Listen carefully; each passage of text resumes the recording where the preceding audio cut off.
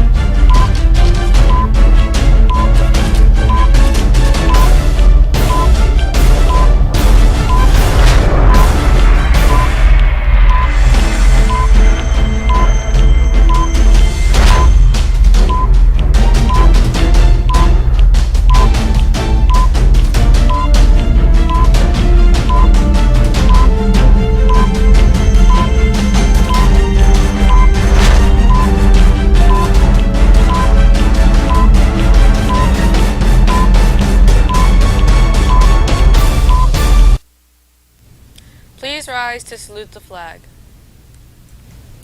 I pledge allegiance to the flag of the United States of America and to the republic for which it stands, one nation, under God, indivisible, with liberty and justice for all.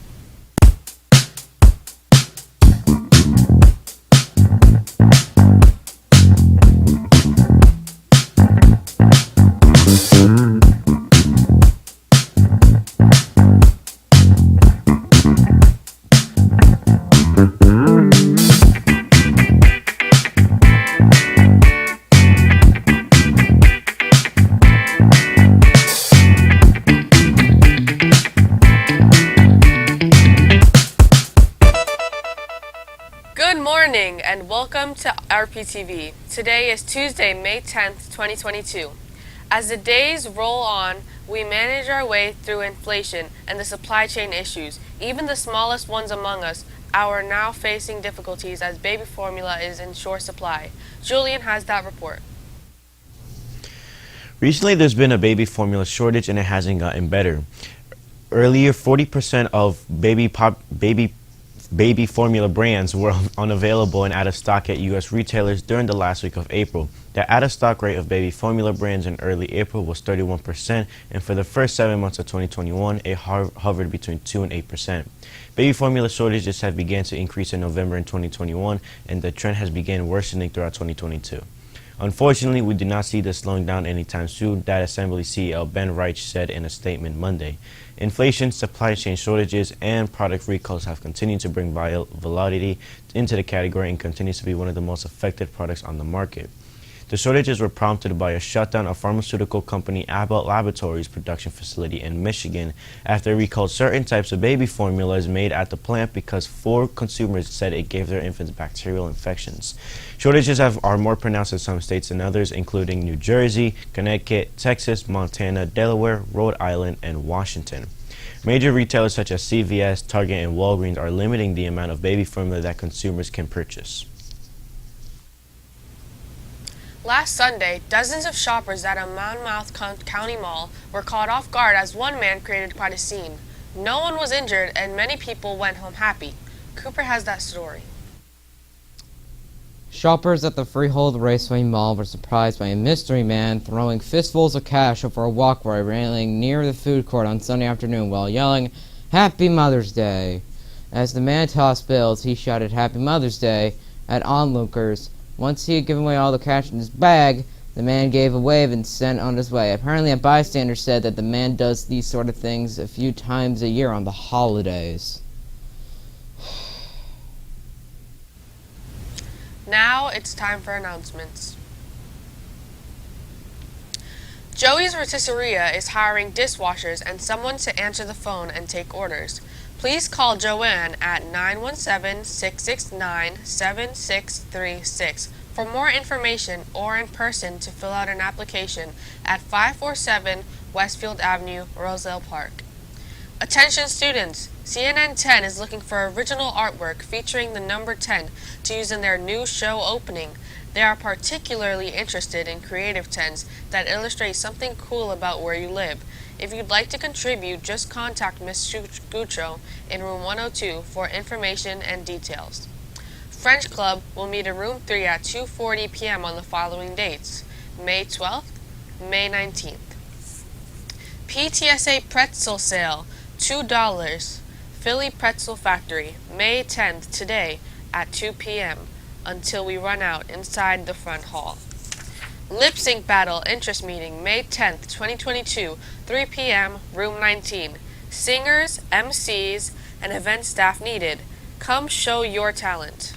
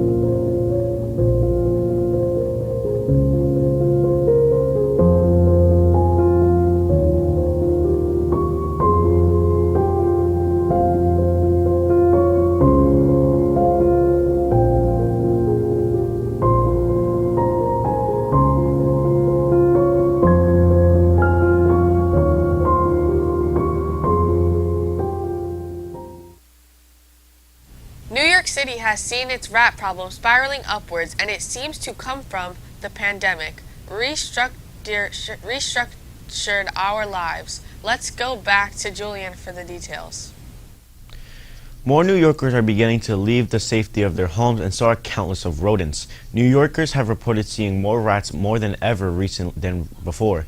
Recent data shows that there has been more sighting of the rats than there have been in the past decade. There has been at least 7,400 sightings in April. The number of sightings has gone up by 6,150 in the past year. The first 4 months of this year have the highest number of sightings since 2010. There were only 10,500 sightings in 2010. 2022 is only 3,000 away before it reaches that mark. The rodents of New York have always been a huge problem. They have been trying to get rid of the rats since New York's founding. There have been countless attempts, but mainly failed. For example, Mayor Eric Adams tried several ruthless methods to get rid of the rodents. He created a trap filled with vinegary soup. Once that the rat is lured by the smell of it, it will fall into the trap and it will drown and then die. This was only targeted a few chosen neighborhoods. Another example is Mayor Bill de Blasio. He spent millions of dollars trying to get rid of the rats and yet has still failed to get rid of them. Stay tuned, we will be right back.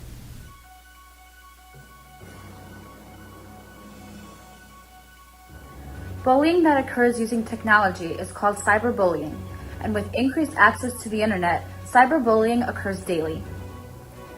Nearly 43% of young people have been bullied online.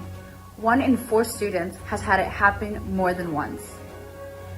Around 70% of students report seeing frequent bullying online. Bullying victims are 2 to 9 times more likely to consider committing suicide. If you witness cyberbullying, use your voice and stand against it. All it takes is one person to stand up and be the change. Don't stand up for bullying, stand against it.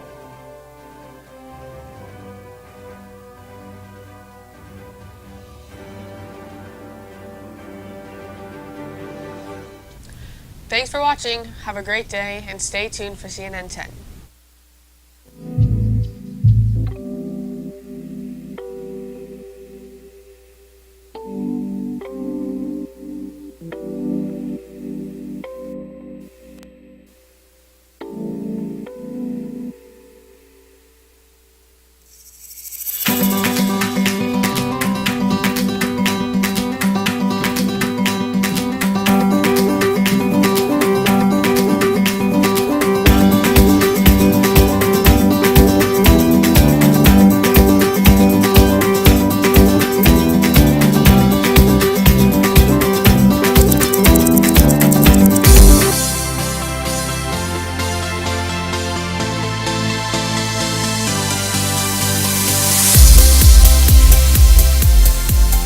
Hi, I'm Carl the Zeus. Welcome to the show.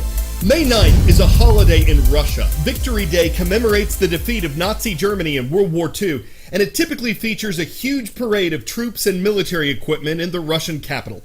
This year, Russian President Vladimir Putin said NATO, an alliance of European and North American countries, had been increasingly threatening Russia. And though he didn't mention Ukraine by name, President Putin described Russia's actions there as a preemptive strike against NATO expansion. Ukraine is not a member of NATO, but it said in the past it wanted to be. That nation also marked Victory Day. Ukraine was part of the Soviet Union in 1945, one of the allies that defeated Germany, and Ukrainian President Volodymyr Zelensky said his country would never forget what its ancestors did in World War II, adding that very soon there would be 2 Victory Days in Ukraine and none in Russia. Meantime, U.S. President Joe Biden said another $150 million worth of American weapons and field equipment was on the way to Ukraine, and he asked Congress to approve $33 billion in arms and aid for the Eastern European country, in addition to the $13.6 billion that the U.S. approved in March. The U.S. leader said Ukraine's international partners have to keep weapons flowing to help the country succeed, but critics of U.S. government spending have questioned why America is giving Ukraine arms instead of selling them to the country. Russia has accused the U.S. of fighting a proxy war in Ukraine when a nation isn't directly involved in battle, but it supports a side that is. A former U.S. ambassador denies that, saying America is helping Ukraine defend itself against a direct Russian attack. One specific part of Ukraine that's been targeted is its infrastructure. A Ukrainian official says Russia wants to stop Ukraine's railways from being used to transport weapons and humanitarian aid. The train from Kyiv takes about 25 minutes to reach the Irpin River.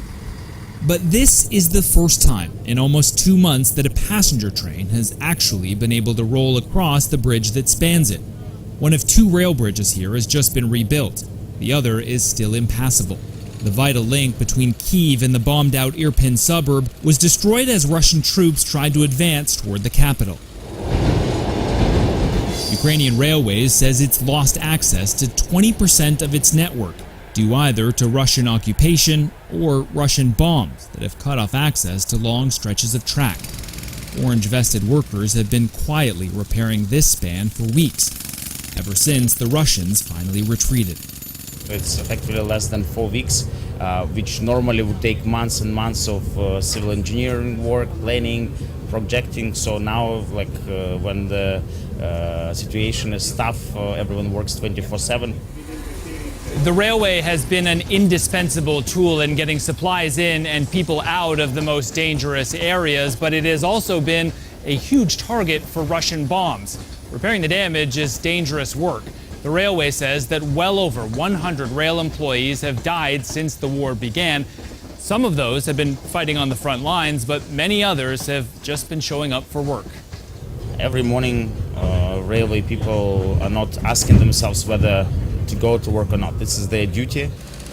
But whatever damage is done won't last long. The army of Ukrainian rail workers is even bigger than Ukraine's actual active duty military. And despite the danger, they're here to stay. Ну куди я піду вже? Я тут вже працюю, куди я вже піду? Staying put so Ukraine can keep moving. 10-second trivia. Which of these places occupies the greatest area? Alaska, Caspian Sea, Iran, or Mongolia? It's not just the biggest U.S. state. Alaska's 665,000 square miles makes it larger than many countries. There's one main road running in and out of the Lowell Point community in southern Alaska. It's a resort area that's popular with tourists and, well, some folks are getting a little extra time there.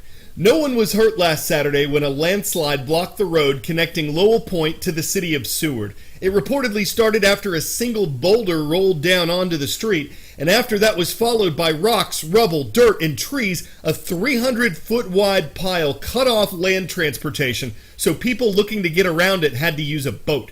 A woman who owns a rental property in Seward says this commonly happens on Lowell Road. The landslide still isn't stable. The state government has sent geologists to the area to determine when it's safe enough to start cleaning up the road before it can reopen.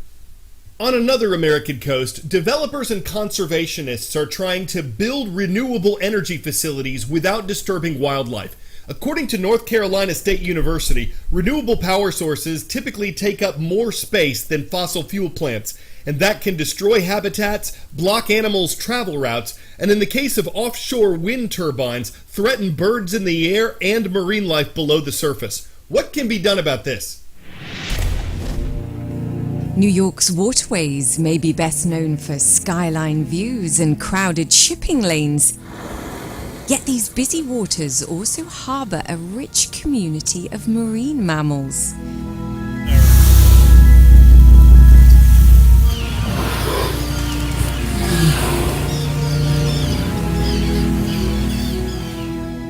Local whale species include the iconic humpback, fin whales, and the endangered North Atlantic right whale.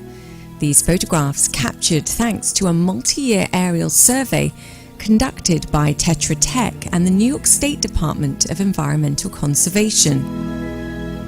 Right off of our shores, in less than the average distance that, a New Yorker or someone from the tri-state area would commute, these great whales are here. Wildlife Conservation Society scientist Howard Rosenbaum studies the whale population here in the New York Bight, the area between Long Island and the New Jersey coast. His mission, to use the latest research methods to protect the whales. This is one of the busiest urban waterways on the planet, and they face threats such as impacts from shipping, which could include ship strikes or ocean noise, incidental entanglement in fishing gear. These areas in the New York Bight along the East Coast, under this administration are slated for extensive renewable energy development, which the planet needs. We just want to make sure that it's done with the best environmental and management practices possible so that wildlife and renewable energy can coexist. In partnership with Norwegian company Equinor, which has a major offshore wind project in New York, and the Woods Hole Oceanographic Institute, the WCS has deployed 2 acoustic buoys to detect whale calls in real time. If you can imagine, when a whale vocalizes in the New York Bight, like for example a North Atlantic right whale, we can actually detect those animals. I can get an alert on my cell phone, and when that happens at a certain level right now, the National Oceanic Atmospheric Administration is requesting ships to slow down. In the future, Rosenbaum says this alert system could be used to mandate boat slowdowns or to directly alert developers and shippers to the presence of whales so that they can pause noisy or potentially harmful activities. It's a great tool and a great use of the technology that we can begin to use and harness the power of that to help better protect whales. Rosenbaum's team also takes and analyzes genetic samples from the whales in order to understand more about how this population connects to others, like how they feed and breed. We're also trying some new work, which is called environmental DNA, or eDNA. And with that, we're actually able to detect whale presence and what they're eating just by collecting a water sample.